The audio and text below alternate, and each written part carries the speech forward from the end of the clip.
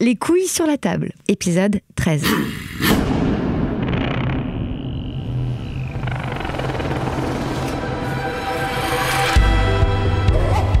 Dans cet épisode, on va parler de consentement sexuel et plus exactement de comment cette notion est transmise aux garçons. Je suis avec la réalisatrice et journaliste Delphine Dilly qui travaille depuis des années sur ce sujet. Bonjour. Bonjour. Delphine Dilly, vous avez rencontré des femmes qui ont eu des rapports sexuels non désirés au début de leur vie sexuelle. Vous avez réalisé un documentaire diffusé sur France 2 dans la case infrarouge le 6 mars 2018. Ça s'appelle « Sexe sans consentement ». Ça dure 55 minutes et c'est génial. Vous êtes aussi l'autrice d'une série de témoignages sur le même thème dans la fabuleuse émission de France Culture « Les pieds sur terre ». Et dans votre film, ce sont les filles qui témoignent. Elles sont 6 femmes. Elles ont la vingtaine. Il y en a une qui est plus âgée, qui a la soixantaine.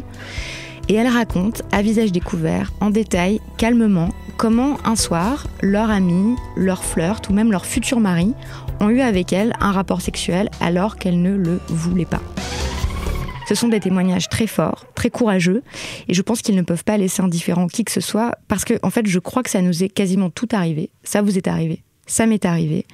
Et si on demande autour de nous, si vous demandez autour de vous, presque toutes les femmes ont eu leur lot de sales histoires, de moments où on a cédé à du sexe sans en avoir véritablement envie, sans avoir consenti. Je crois qu'on a toutes un jour connu ce sentiment que là, on allait passer à la casserole et qu'on n'avait pas vraiment le choix en fait. Et ce sont ces histoires-là que votre film raconte. Les filles du film ont dit non, doucement, ou alors elles se sont figées, et le garçon avec qui elles étaient ont continué. Dans le film, vous avez aussi pris le parti d'interroger les garçons, pas ceux qui ont abusé de ces filles, mais des garçons, des beaux garçons dans un festival, l'été, des beaux gosses qui ont la vingtaine. Et c'est à eux, à ce qu'ils disent dans votre film, qu'on va s'intéresser dans cet épisode. Voilà comment ça commence. Le consentement. Ouais. Donc c'est ça la question, qu'est-ce que est le consentement ? Bah pour toi, ouais, comment tu le définirais ? À partir du moment où deux personnes sont d'accord. Je pense que c'est la meilleure des définitions, il n'y a pas à aller plus loin. Bon bah voilà, là ça n'a pas l'air compliqué dit comme ça, hein. On se demande même pourquoi faire un doc sur le sujet en fait. Bah oui, on s'était dit que c'était bien d'ouvrir le film en fait avec ces garçons pour avoir en fait une sorte du fantasme et de l'idéal du consentement aujourd'hui en France en 2018, enfin à l'époque en 2016, mais voilà, si on demande à des garçons comme ça dans la rue ou c'était dans les festivals ou à la plage, etc., si on leur demande qu'est-ce que c'est le consentement, ça a l'air assez simple pour eux, et c'est ce que disent garçons, c'est quand deux personnes sont d'accord. Mais bon, à la fin, ils me regardent quand même en me disant « Non, c'est ça ou c'est pas ça ?» Enfin, ce qui était intéressant, c'est qu'ils étaient à la fois très très sûrs de ça, et en même temps, ils avaient toujours un peu un regard où ils cherchaient mon approbation. Donc c'était ça qui était intéressant aussi. Oui, parce qu'en fait, on peut se dire c'est aussi un fantasme libéral, quoi. C'est des individus égaux, capables de s'exprimer. S'il y en a un qui n'est pas d'accord et dit qu'il n'est pas d'accord, l'autre le respecte, et dans des cas extrêmes, l'autre force le consentement, et c'est un viol, et c'est tout, en fait. Sauf que ça se passe pas vraiment comme ça, en fait. C'est vrai que, je m'en souviens vraiment très bien qu'un jour, quand on avait les chargés de production qui étaient avec nous de France 2, c'était intéressant parce que il y avait donc Anne Rocan de France 2 avait dit « C'est fou comme ce film, en fait, montre qu'il y a un fantasme d'égalité chez ces filles aussi. » C'est-à-dire que cette notion du fantasme de l'égalité, je trouvais que c'était intéressant aussi de le traiter, en tout cas de chercher à le comprendre dans le film, parce que c'est vraiment ça, c'est-à-dire qu'on se dit moi je peux aller en boîte, moi je peux coucher avec qui je veux, moi je peux faire ce que je veux, je peux l'embrasser et pas coucher avec, quel est le problème ? Et en fait, ce que raconte, et c'est pour ça qu'on a interrogé aussi les garçons, c'était pas que pour les punir ou juste pour les piéger, c'était pour comprendre, mais pourquoi vous comprenez pas quand cette fille, elle vous dit mais non, j'ai pas envie en fait maintenant. Donc c'était vraiment chercher à comprendre ces endroits-là où ça déraillait, où il n'y avait plus la communication et certainement plus l'égalité, en fait. Où c'était, tout d'un coup, on tombait du ciel, quoi. En tout cas, pour les jeunes femmes. Pourquoi est-ce qu'il ne m'entend pas ? Pourquoi est-ce qu'il ne m'écoute pas ? Alors que je lui ai dit, donc, à la fois qu'elles racontent leurs histoires, mais entendre ces autres garçons, pour qui, c'est un peu bizarre que la fille, elle vienne chez moi, mais après, elle ne veut plus coucher avec moi. Donc, c'était interroger. Vraiment, ce mot de fantasme, je le trouve vraiment intéressant pour les garçons. C'était... Qu'est-ce que c'est vos fantasmes de l'égalité ou des rapports garçons et filles aujourd'hui ? Et pour eux, il n'y a pas de problème de consentement, en fait. Ça n'est même pas un problème. Non, a priori, en tout cas, eux ont tous l'impression qu'ils savent lire les signes. D'ailleurs, vous leur posez la question... Comment tu sais qu'une fille, elle a envie de coucher avec toi ? Beaucoup de signes. Les yeux. Le regard. Il y a une chose, c'est sûr, c'est le remettage de cheveux. Ah ouais? Donc, elle remet ses cheveux, c'est un bon indice. Ça peut être un mauvais indice, mais ça peut être un bon indice. Après, si je dis par exemple à une fille, on rentre à la maison, et qu'elle dit oui, après, pour moi, ça veut dire que c'est bon. La fille, elle te dit rien, toi non plus, tu dis rien, ça vient tout seul. Voilà, donc leur fantasme, c'est ça. D'après ces extraits et d'après les choses qu'on a entendues, parce qu'évidemment, on a interrogé beaucoup de garçons, une cinquantaine, donc voilà, j'ai 40-50 pages de retranscrites de ces interviews avec les garçons, et beaucoup disent, on se fantasme, si on continue sur ce terme-là, que ça se sent, c'est du feeling. C'est du regard. C'est la mèche de cheveux. C'est la mèche de cheveux. Bon, là, c'est un peu exagéré. Mais en tout cas, c'est du feeling, c'est du fluide, quoi.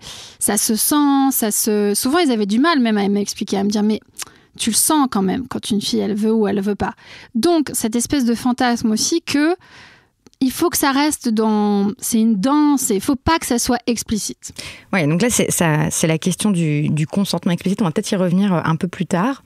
Mais dans les histoires que vous recueillez chez les femmes, pourquoi est-ce qu'elles cèdent sans consentir, en fait? C'est quoi? À quel moment ça déraille? Ça déraille pour les filles au moment où elles se disent « en fait, ils m'écoutent pas ». Parce qu'elles disent toutes non. Hein. Il faut dire que dans le film, elles ont toutes explicitement dit non. Ouais, pardon. Dans le film, elles disent toutes non. Elles le disent en effet soit doucement, soit pas très fort, soit pas assez longtemps, pas assez longtemps, selon ce qu'elles se reprochent à elles-mêmes après. Mais elles l'expriment toutes. Elles le disent, elles disent non, j'ai pas envie, non, pas maintenant. Donc, ça déraille quand elles sentent que soit il va pas lâcher l'affaire, soit ça déraille parce que concrètement, elle a pas pu le repousser physiquement. C'est le cas de Natacha au début. Ça déraille, moi je le disais dans le dossier, quand la communication passe plus du tout, c'est-à-dire qu'elles sont plus écoutées et même pas entendues, quoi. C'est comme si le type entendait plus. Il y a vraiment plusieurs choses. Il y a soit elles ne peuvent rien faire, c'est trop tard, le garçon les a pénétrées, soit elles se disent tiens, si je continue là, vu qu'il n'entend pas ce que je suis en train de lui dire, c'est-à-dire qu'il n'entend pas mes paroles, il ne semble pas m'écouter, si je continue à dire non, est-ce que ça va pas devenir plus violent? Donc elles ont peur de cette violence potentiellement plus grande, et soit elles cèdent parce qu'il est saoul, quoi. Parce que il est tellement insistant qu'au bout d'un moment, je pense qu'il y a une part d'elle qui se dit allez, on l'a tout entendu, hein, parmi toutes nos amies, je pense, je le fais pour qu'il me foute la paix. Comme ça, je suis tranquille. Et sauf que après, c'est là que ce qui est intéressant dans le film, c'est qu'elle raconte que, ben non, l'impact que ça a, c'est pas juste céder. Comment dire?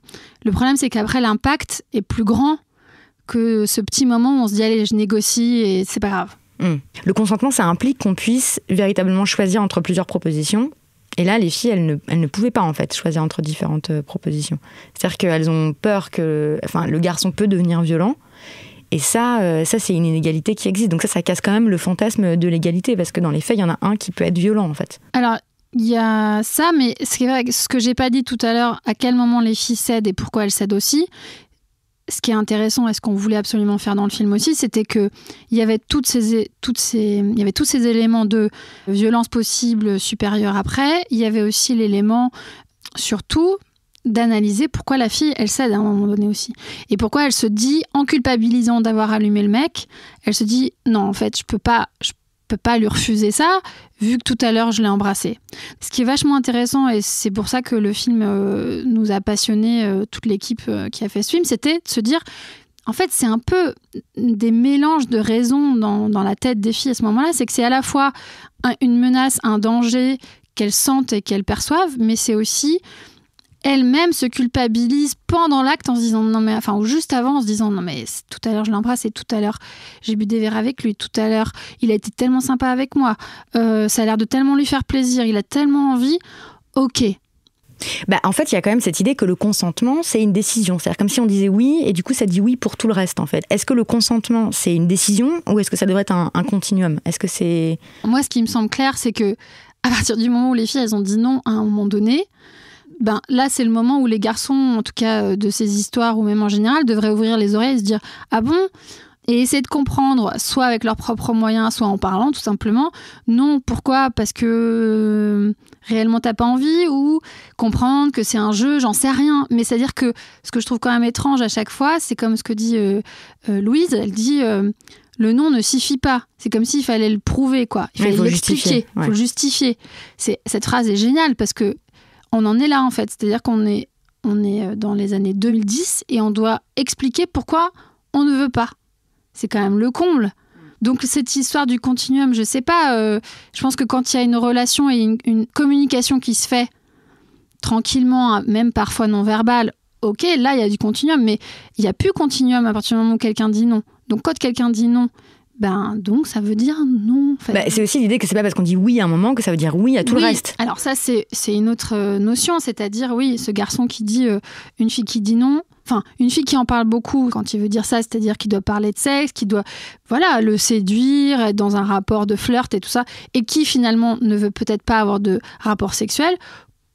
Pour lui, mais pour beaucoup d'autres garçons, c'est beaucoup de garçons me l'ont dit, c'est une allumeuse. C'est-à-dire que la notion qu'on puisse interrompre un rapport sensuel, sexuel, après des baisers ou après des caresses, et qu'il n'y ait pas coït et qu'il n'y ait pas pénétration, pour beaucoup de gens, mais même pour beaucoup de filles, c'est pas possible. D'ailleurs, pour connaître l'état de l'opinion, il y a une étude qui a été faite par Ipsos en 2015 sur le consentement. Et je vais citer les résultats parce que c'est quand même troublant. Donc, il a été posé à 1000 Français et Françaises la question suivante. Est-ce que lors d'une relation sexuelle, les femmes peuvent prendre du plaisir à être forcées ? Réponse, il y a 21% de la population, donc une personne sur 5, qui pense que oui, les femmes peuvent prendre du plaisir à être forcées dans une relation sexuelle.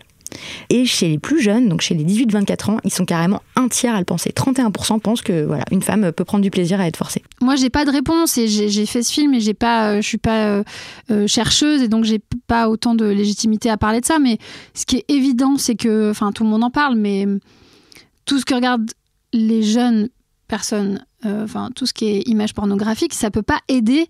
Forcément, la fille, souvent, elle est soumise et elle prend du plaisir tout d'un coup après avoir été prise de force. Donc je vois pas comment ça peut s'arranger tellement avec toutes ces images véhiculées.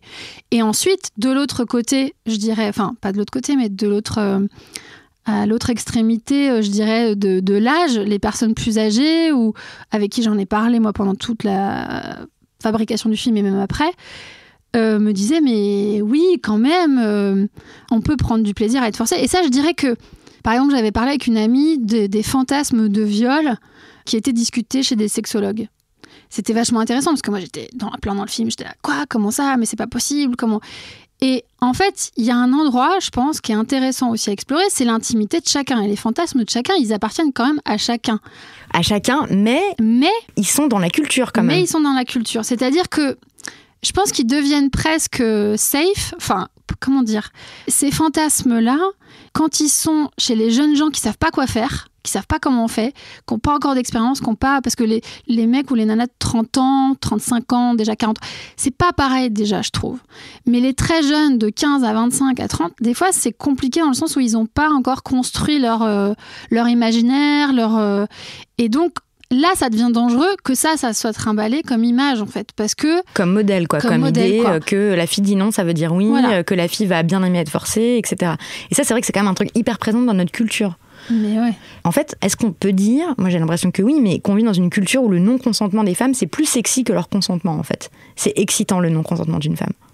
D'après ce que j'ai recueilli moi comme témoignage, donc il y a 2 étés en 2016, oui. Il y a un deuxième chiffre qui est intéressant dans cette étude, c'est on demande à ces Françaises et Français s'ils sont d'accord avec cette idée. Lorsqu'on essaye d'avoir une relation sexuelle avec elles, beaucoup de femmes disent non, mais ça veut dire oui. Et résultat, il y a 20% de la population qui pense que c'est vrai, qu'il y a beaucoup de femmes qui disent non, mais en fait ça veut dire oui. Donc, En tout cas, moi ce que je sais dans ma vie personnelle et de ce que j'ai recueilli avec ce film, c'est que cette image de la femme qui résiste, c'est plus excitant que la femme qui, soi-disant, s'offre. C'est-à-dire que il faut qu'elle dise non à un moment donné pour préserver, je ne sais pas quoi, soit un degré de sexiness, je ne sais pas. En tout cas, pour préserver le jeu et la drague, il semblerait, dans ce que j'ai entendu, que de résister, ça soit hyper important. Alors, ils ne le formulent pas en disant forcément tous non, mais beaucoup de garçons que j'avais interviewés à la plage m'ont beaucoup dit si ça marche tout de suite et si c'est pas drôle.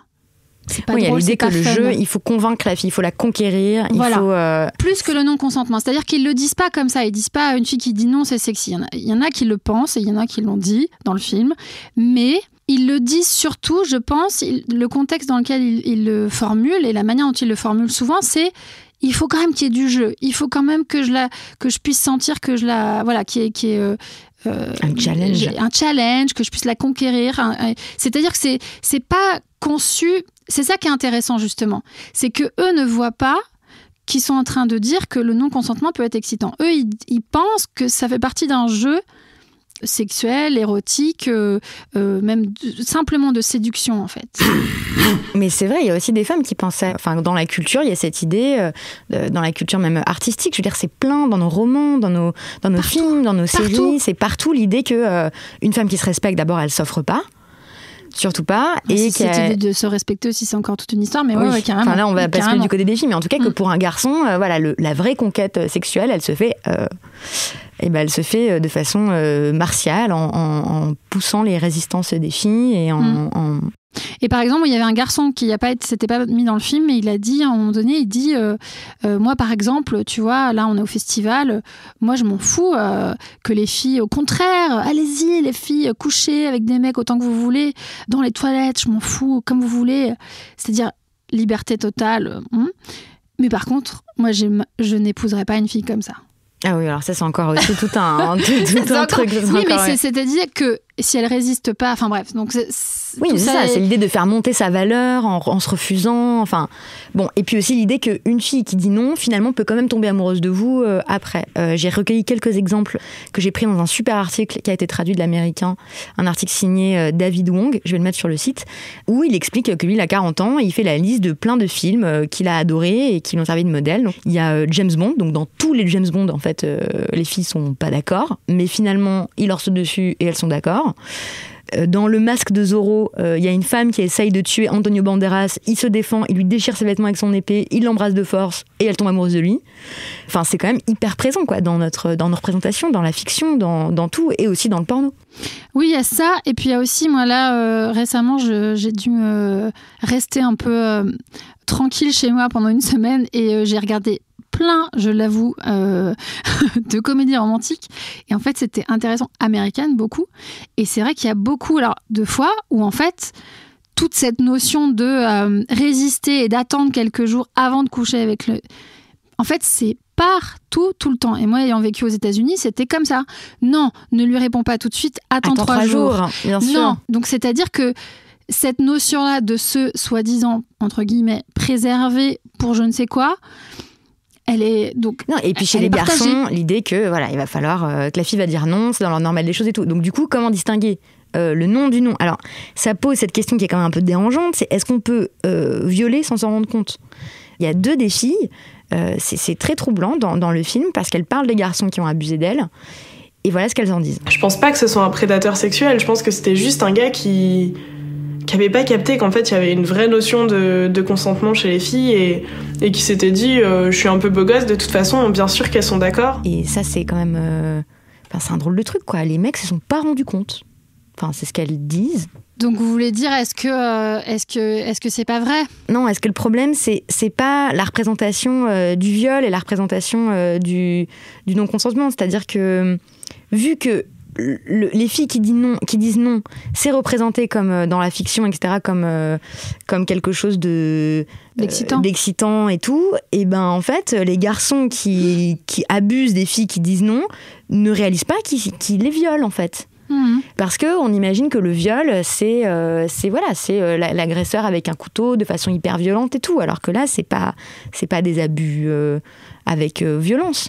Alors ça reste un mystère de savoir si les garçons qui sont mentionnés dans le film, donc qui ont agressé les filles en question, ne se rendaient vraiment pas compte. Ça reste vraiment une question, et c'est toute la question du film, c'est-à-dire est-ce que la question c'est est-ce qu'ils s'en rendaient compte quand l'une des filles dit c'était pas un prédateur sexuel, c'est-à-dire que elle a à la fois raison, je pense, et à la fois peut-être elle se rend pas compte qu'il avait dû un peu préparer son coup.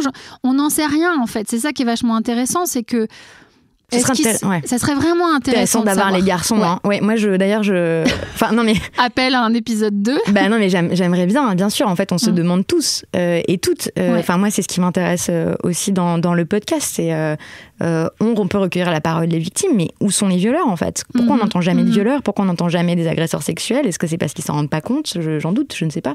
Peut-être que oui, peut-être qu'ils s'en rendent pas compte.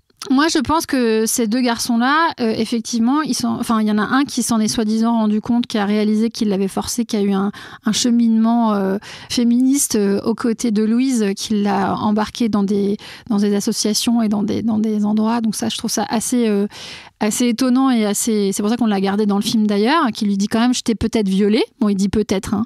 Il a fait un cheminement, je pense. Donc je pense qu'il y a des garçons, et j'espère qu'ils font du cheminement, je pense qu'il y a des garçons qui vont voir le film ou qui ont vu le film, qui ont fait un cheminement dont qu'ils n'exprimeront pas forcément, c'est-à-dire qu'ils ont pris conscience qu'à un moment donné, ils ont forcé des filles. Et pour revenir à votre question, est-ce qu'on peut violer sans s'en rendre compte ? Oui, je pense qu'il y a des garçons qui forcent des filles sans se rendre compte de leur violence, tout comme il y a des garçons qui prononcent des phrases dans le film qui peuvent être violentes et ils ne se rendent pas compte de la violence de leurs propos. Et à propos de violence, il y a une phrase qui m'a beaucoup troublée à propos du consentement explicite parce que donc tout le problème, c'est qu'on n'explicite pas le désir, la demande, le consentement, etc. Et il y a un des garçons qui dit ça. C'est pas trop facile de dire vraiment on fait l'amour, on baise ou des trucs un peu violents, quoi. J'avais pas fait attention. Il faut un peu plus de poésie. Que ça, c'est violent. Un peu de poésie, un peu de théâtre. Il trouve que est-ce que tu veux faire l'amour avec moi, c'est violent.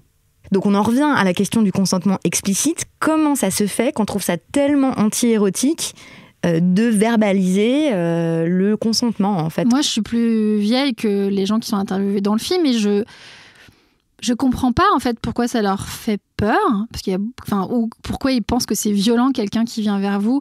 Et en même temps, moi, je suis la première à avoir fait un chemin très, très long pour exprimer ce que je voulais. Donc, comment dire, je peux comprendre que ayant baigné dans cette culture-là, on estime que c'est violent.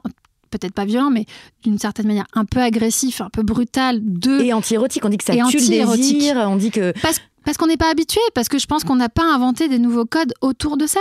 Parce qu'on n'a pas encore à inventer ces codes, en fait. Ils existent ailleurs. Il y a un très beau texte, hélas il est en anglais, mais qui a été écrit par Judith Duportail, où elle explique qu'elle a dû attendre d'avoir 31 ans et de vivre à Berlin pour sortir avec un garçon qui lui a directement demandé si c'était OK qu'il lui caresse le ventre, je crois, dans un club, et qu'elle a trouvé ça hyper sexy, en fait. Elle a trouvé ça hyper excitant, et qu'en fait, il faut vraiment réinventer nos codes de séduction et les codes érotiques. Et ça pose la question du désir féminin, en fait, au-delà du consentement. Parce que dans le consentement, il y a quelque chose d'un peu passif, en fait. C'est-à-dire l'homme propose et la femme consent. Mais en fait... presque de soumission, oui. D'acceptation. Ouais. Et du côté des filles, il y a d'ailleurs une fille qui le dit dans le film, elle dit que si c'était plus facile pour les filles de dire oui, c'était plus facile pour les filles d'exprimer leur désir, si c'était plus accepté par la société, peut-être que ça serait aussi plus facile de dire non, et peut-être surtout que les garçons pourraient entendre le non pour ce qu'il est, c'est-à-dire un vrai non. Voilà, est-ce que la clé pour des meilleures relations entre les sexes, c'est que les filles, qu'on accepte que les filles expriment leur désir et que les filles apprennent à exprimer leur désir? Moi, j'arrête pas de dire ça, et je pense que même, c'est ce que je disais tout à l'heure, c'est tout mon chemin depuis le film et grâce au film et avec le film, et je dirais avec les filles avec qui on a parlé, tout mène vers ça. C'est-à-dire que Marie Darrieussecq, elle le dit dans le film, mais c'est qu'il y a les garçons tels qu'on est aujourd'hui, avec toute la domination masculine qu'on s'est pris dans la tronche, et toute cette violence, là on peut vraiment parler de violence, depuis un peu millénaire comme ça, il faut qu'ils fassent peut-être un peu attention, mais c'est-à-dire réinvente aussi des codes, etc. Mais nous les femmes, les jeunes femmes, le vrai boulot, pour nous, c'est d'apprendre ça, d'apprendre à se réapproprier, et peut-être juste à s'approprier son désir, à le comprendre, à le dessiner, à ne plus le rendre tabou, mais je dis travail parce que je pense que c'est un énorme boulot de dingue en fait. Ah oui, moi aussi je pense que ça demande de l'aide des artistes, des séries télé, des films, enfin ça demande des représentations, ça demande des modèles parce qu'on va pas... Oui, on peut pas le faire toute seule. Après je sens qu'il y a un truc qui est en train de naître vraiment, où moi je m'intéresse beaucoup à toutes les séries américaines justement de femmes, enfin il y a des tonnes de séries qui commencent à dessiner ça et qui sont géniales, enfin vraiment génialissimes. Donc je sens qu'il y a un mouvement, mais qui est encore trop isolé, qui est une petite niche justement artistique. Mais déjà apprendre, enfin faire comprendre à quelqu'un que ses intuitions, c'était pas avant même de parler de désir, parce que des fois on ne sait pas ce qu'on désire réellement. On a des sortes d'intuitions vagues et enfin très jeunes, mais même plus âgées. On a le droit de les écouter. On peut un peu les écouter. Rien que ça, moi, je sais que c'est une première base. Après, le désir, savoir ce que ça veut dire, c'est encore autre chose. Mais là, pour le coup, c'est un continuum. Mais moi, je sais que, par exemple, moi, j'ai un petit garçon de 7 ans. Ah, alors moi... et on en rigole avec une fille qui disait si t'étais ministre du consentement... bref... Qu'est-ce que tu ferais, qu'est-ce qu'on ferait si on avait en main cette éducation à faire et qu'on pouvait l'inventer ?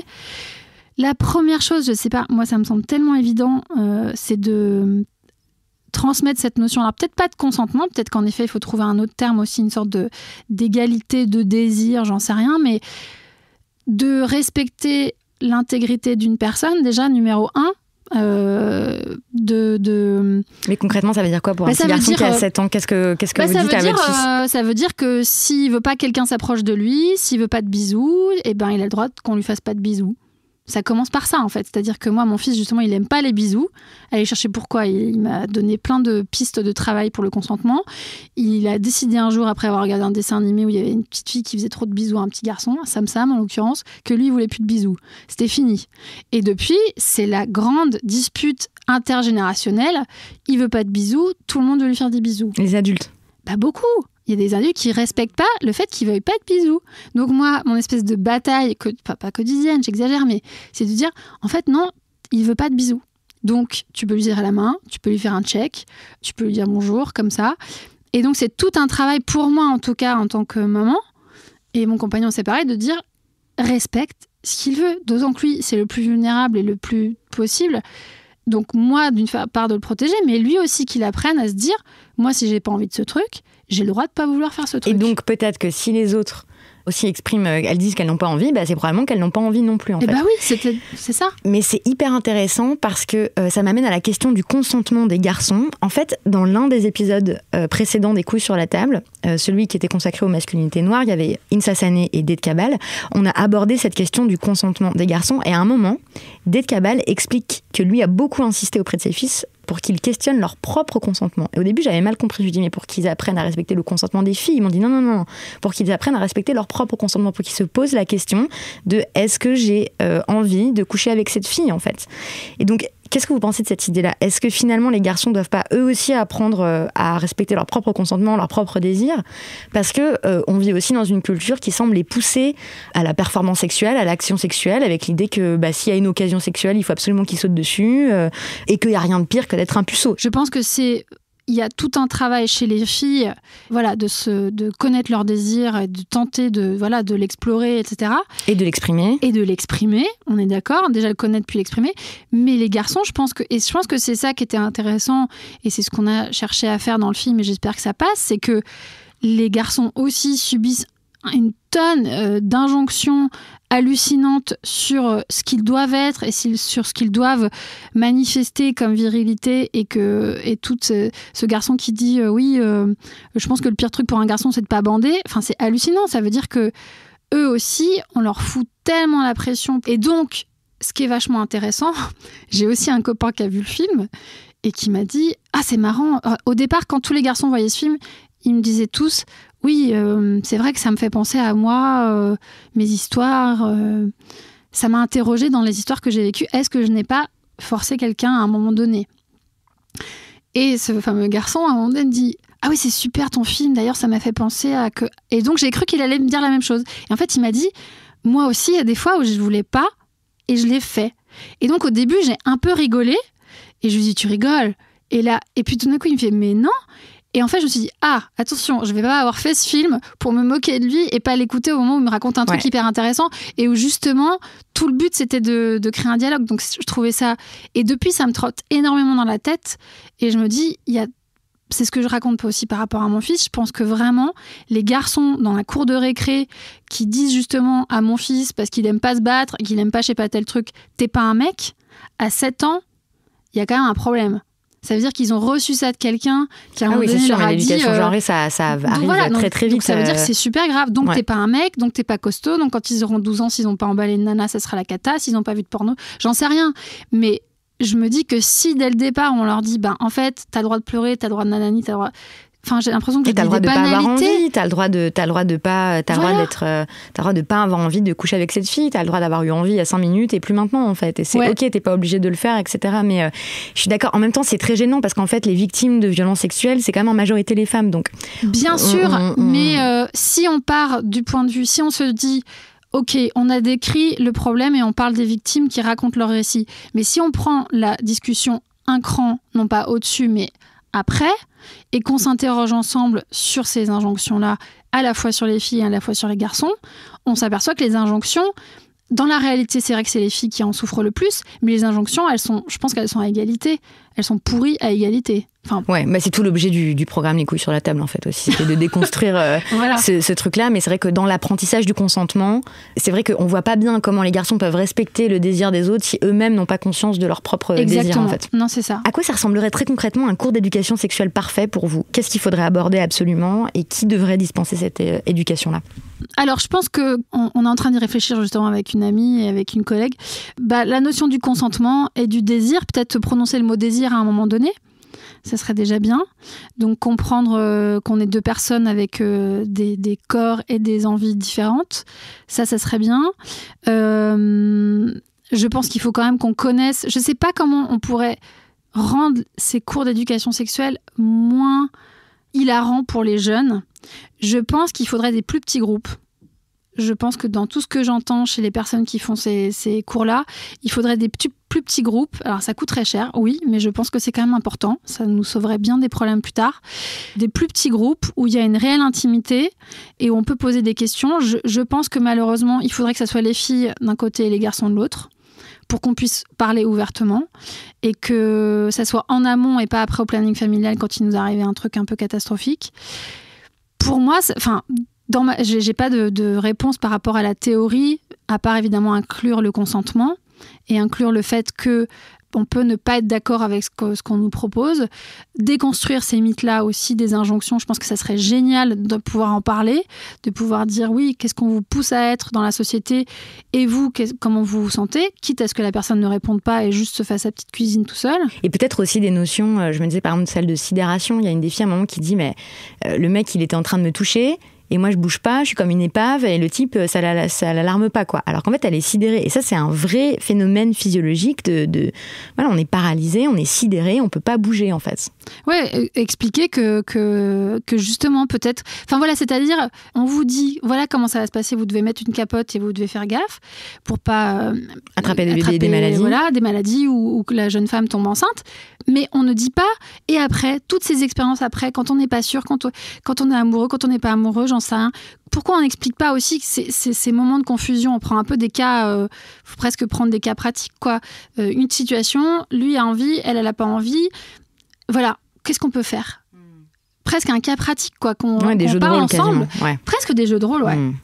Ça serait super intéressant. Mais en tout cas, qu'on ne fasse pas comme si après c'était simple et qu'après on savait, une fois qu'on l'avait fait une première fois. On en parle comme si ta première fois, ma chérie, il faut que tu le fasses avec quelqu'un que tu aimes.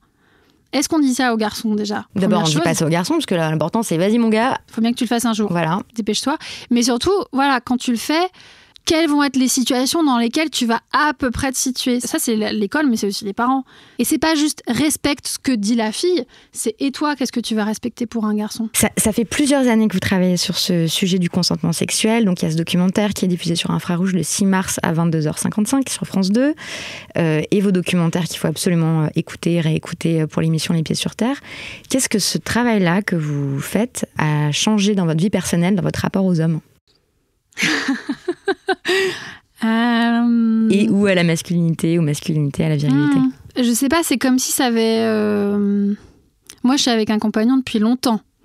Et donc, ce film et tout ce travail a été concomitant à d'autres découvertes de ma part. Donc, ça a changé énormément de choses qui seraient difficiles à exprimer dans ce podcast, qui est tellement elles sont intimes, mais elles sont très profondes. C'est-à-dire que ça m'a aidé à être dans le dialogue et dans une affirmation, je pense, de moi ou de mes... Même quand c'est pas clair si c'est mes désirs ou mes incertitudes, mais en tout cas dans un mouvement de... d'expression, de d'auto-affirmation, désir, d'auto-affirmation, tout simplement. Et aussi, parallèlement, de meilleure compréhension aussi un peu des garçons. Enfin, c'est-à-dire que ça qui n'est pas terminé, je sais pas comment vous dire, mais c'est-à-dire que il y a vraiment un mouvement où je me dis, et j'espère que le film tend vers ça, c'est-à-dire comment, bon Dieu, on peut mieux parler, quoi. Moi, en tout cas, dans ma vie personnelle, ça s'arrête pas, en fait. En fait, il y a un truc où je sens que ce sujet et cette notion va m'accompagner longtemps parce que je trouve qu'elle est pas réductible en 2 minutes, quoi. On peut en parler pendant des heures parce que ça touche tellement de sujets, parce que ça touche l'intimité de chacun, ça touche les structures sociales, enfin, ça touche tellement de trucs que c'est un peu infini, quoi. Ouais, c'est drôle parce que c'est exactement le contraire de ce que dit le garçon au début de le consentement. Exactement. C'est quand des personnes sont d'accord, alors qu'en fait, on peut en parler pendant des heures et des heures et des heures. Et d'ailleurs, on va continuer à en parler dans le podcast Les couilles sur la table. On va continuer à parler de consentement et de séduction hétérosexuelle, notamment avec Éric Fassin. Pour terminer, Delphine Dilly, quelle est l'œuvre que vous avez envie de recommander ? En fait, l'un des livres qui m'a nourri, il y avait Clèves de Marie Dariussec, où elle raconte l'entrée dans la sexualité d'une jeune fille de 14-15 ans. Et c'est-à-dire où elle questionne tous ces trucs-là, le désir. Et ça, c'était pour moi une œuvre vraiment importante. Et puis, il y avait Mémoire de fille d'Annie Ernaux, qui, j'ai reçu, 20 textos au moment où le livre est sorti pour me dire « c'est sur ton sujet, c'est sur ton sujet, ouais, c'est sur ton sujet ». Donc, c'était fascinant. Et puis, c'était des voix d'âge différents, de moments différents. Donc une autre époque et tout, mais en fait... Voilà. Ouais. Et puis, moi, alors, c'est une œuvre pour moi, mais c'est vrai que...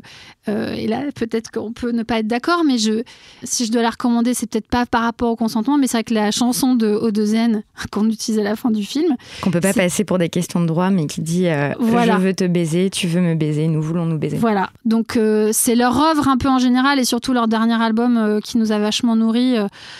je dirais dans l'énergie aussi du film et qui s'appelle Dolziger Straße, et qui nous a, en fait, il se trouve que c'est une œuvre de 3 garçons et qu'ils ont fait la musique du film et que pour nous, c'était déjà aussi une forme de dialogue et qu'il y avait une sorte d'énergie revendicatrice aussi de sexe et d'amour et de désir exprimé et de communication. En fait. Et moi, je trouvais ça... D'accord. Voilà. Donc, le dernier album de O2N. Voilà.